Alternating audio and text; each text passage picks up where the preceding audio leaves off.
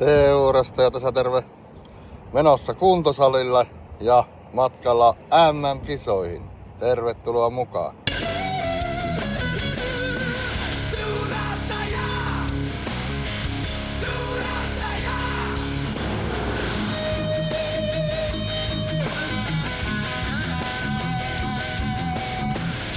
Päätin lähteä käymään kuntosalilla heti näin aamusta. Nyt on siis tiistai-aamu. Ja mulla on illalla striimauskeikka Muhoksella, Oulujoki-ilta. Tuiki tärkeää tavaraa ja asiaa siellä. Ja tässä tietenkin samalla kun menossa kuntosalille, niin kävin hoitamassa vähän asioita. Kävin noutamassa verkkokauppatilauksen, jossa tuli tämmönen seat slider, eli tuommoinen siihen ajopenkkiin, millä voi ajaa rallia ja formulaa pleikkarilla, niin tuommoinen, että saa sitä penkkiä siirrettyä niin kuin tavallisessa autossakin ees sun taas, eteenpäin ja taaksepäin. Sitten tämmönen vaihekeppiteline tuli hommattua samalla, se tuli samassa lähetyksessä. Ja eilen kun kävin ostamassa sen Playseat-penkin, niin sillä kaverilla oli myös tämmönen Thrustmasterin Ferrarin ratti. Ja se laittoi tänään vielä sitten viestiä mulle, että ostasinko tämän. Oli puottanut hintaa siitä, niin kävin myös sen ostamassa. Laitan tämän ratin myyntiin, koska sitä mien tarvi.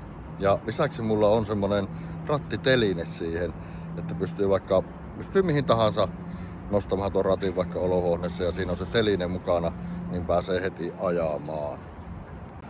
Jos vain nyt päivällä ehin, niin asennan nuo siihen ajopenkkiin nuo osat, mutta tuskinpä ehin, eli se menee varmaan huomiselle. Investoin myös tämmösen autokännykälaturin. Tässä on USB-C ja USB-A kummakin. Tosi pieni, näppärä. Jos ostatte mitä tahansa latureita tai näitä powerbankkeja, niin muistakaa katsoa, että siinä on tuo PD-merkintä, Power Delivery, koska silloin se lattaa kaiken maailman laitteita.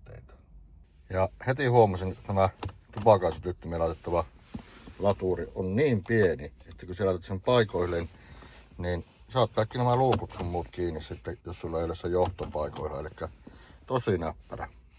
Tässä on tämmönen kahva, jolla sen saa sitten vedettyä irti, koska muutenhan sitä ei tuolta saisi ei sitten millä. Sitten vielä teurastaja.com verkkokaupan tilauksia postiin, siitä lähtee Liittoisiin, Korialle ja Vantaalle paketteja. Kiitos tilauksesta ja terveiset kaikille Korialle, Liittoisiin ja Vantaalle. Liittoisiin ekstra terveiset Seppo Pajulle. On tässä vähän tarinaakin näistä tilauksista taas. Tässä oli yksi tilaus semmonen, jossa laitoin siis kirjepostilla menemään asiakkaalle tilauksen, niin kuin hän oli valinnut sieltä verkkokaupasta. Ja kirjepostihan on siis normaali tapauksessa semmonen, että sä laitat sinne postimerkin ja tavaran kirjeen sisälle ja se lähtee maailmalle ja posti kuljettaa sen. No, tämä asiakas oli jostakin syystä laittanut oman mökkiosoitteensa siihen tilaukseen. Ja niinhän siinä tietenkin kävi, ettei siellä mökillä mitään postilaatikkoa ollut, eikä sinne varmaan postia koskaan kannetakaan. Ja se asiakas laittoikin viestiä, että ei ole tullut perille. Ja no minä laitoin uuden sitten sille. Ja sinne saman mökkiosoitteeseen. No se toinen lähetys niistä palautui mulle, vaikka mulla ei lue siinä kirjekuoressa niin lähettäjän nimeä tai osoitetta. Mutta mulla on siinä teurastajan tarra ja QR-koodi sinne teurastaja.com verkkokauppaan. Ja posti oli ansiokkaasti selvittänyt, että mikäs tämä teurastaja on. Ja niin se vain mulle tupsahti kotiosoitteeseen ja siinä oli tarrat päällä, että ei ole löytänyt sitä määränpää osoitetta. Ja kolmannen paketin sitten, kun aloin lähettää, niin kysyin siltä asiakkaalta tai selvitin sen oikean kotiosoitteen ja se varmasti sitten menee kyllä perille. Mutta nyt on saatu tämän päivän tai eilisen päivän verkkokauppatilaukset ja tämän aamun postiin ja nyt sinne kuntosalille. Kuntosalilla kuvasin teille muutaman hyvän liikkeen plantaaripasketin hoitamisen. Tässä on tämmönen ihan niinkö päkiöille nousu. Nämä on fysioterapeutin neuvomia liikkeitä. Sitten voi nousta kummallakin jalalla ja laskea alas sillä vaivasella jalalla. Ja tietenkin kummallakin jalalla pitää tehdä ne samat liikkeet. Tulee tasapuolisesti. Sitten kun on voimaa tarpeeksi, niin voi nousta sillä kipeällä jalalla pelkästään ylös. Tänään mulla on kuntosalilla ihan puhas jalkareeni. Eilen oli lepopäivä ja tänä aamuna mulla jalat tuntui parhaalta oikeastaan koskaan. Kun puhuthan ajasta, kun mulla on ollut se plantaarifaskiitti. Eli kun nousin aamulla sängystä ylös, niin ei ollut mitään kipuja. Minä edes niin huomannut. Enkä enää muistanut plantaarifaskiittia. Eli tosi hyvä.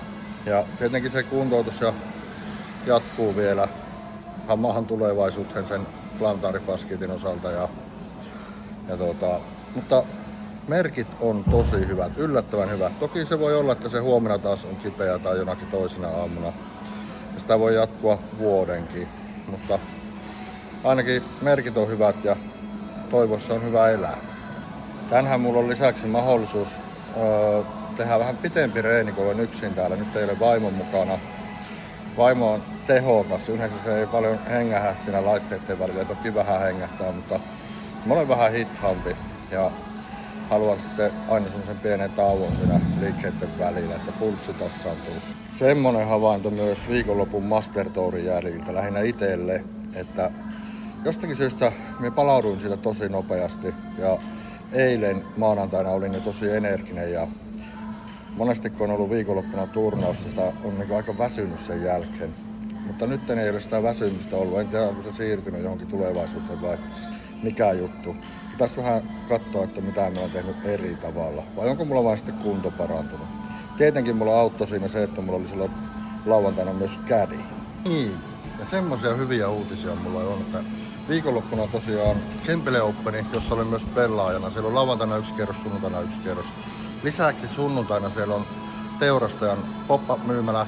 Ja ostin sinne eilen 80 kiekkoa. En ole niitä hakenut vielä, huomenna käyn hakemassa. Ja lisäksi mulla on toinen erä, josta mä oon sopinut kaupata, olisiko parikymmentä kiekkoa. Ja siellä on mukana myös spessuja.